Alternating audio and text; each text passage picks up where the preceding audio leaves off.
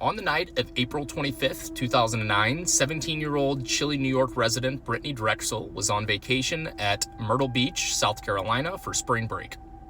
She's caught on CCTV footage around 8:45 p.m. on the night of April 25th, leaving a nearby hotel where her friend was staying. This hotel, the Blue Water Resort, was about a little over a mile walk from her hotel. So she would leave this hotel around 8:45. She's caught on CCTV footage leaving the hotel, but soon after she would disappear. Her boyfriend would text her, and the last text was at approximately 8:58 p.m. when she responded, and shortly thereafter, he stopped receiving any response from Brittany.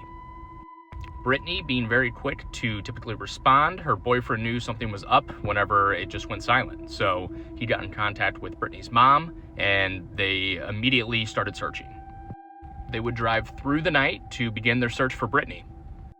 After police got involved, there surprisingly weren't that many witnesses as to what could have happened to Brittany. They had the CCTV footage along with some other footage of seeing her walk down the sidewalk back to her hotel, but they had no evidence of her disappearing, of her being kidnapped, or anything like that. So leads kind of went cold very quickly. This case would drag on for years. They would have a couple suspects in and out of the spotlight, but ultimately no one was arrested.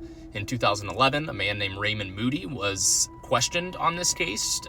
He lived very close to where Brittany had disappeared, and his own daughter had suspected him of possibly committing this crime. Police would pay Moody a visit, but without any evidence or anything really tying him to the crime, it kind of just stalled from there. And this case would remain cold for over another 10 years.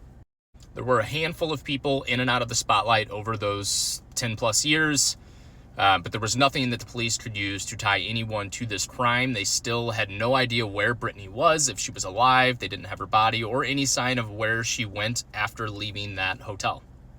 In May of 2022, the police would finally get a break when a defense attorney called the investigators, letting them know that their client had some information on the case. And their client was none other than Raymond Moody, the same Raymond Moody that they had spoke with back in 2011. Raymond had a confession to make, and this was that he did in fact kidnap and murder Brittany Drexel, but he did not do it alone. He would go on to tell a story about him and his girlfriend at the time, Angel Cooper Vaz, were prowling the streets of Myrtle Beach, essentially hunting for a victim for that night.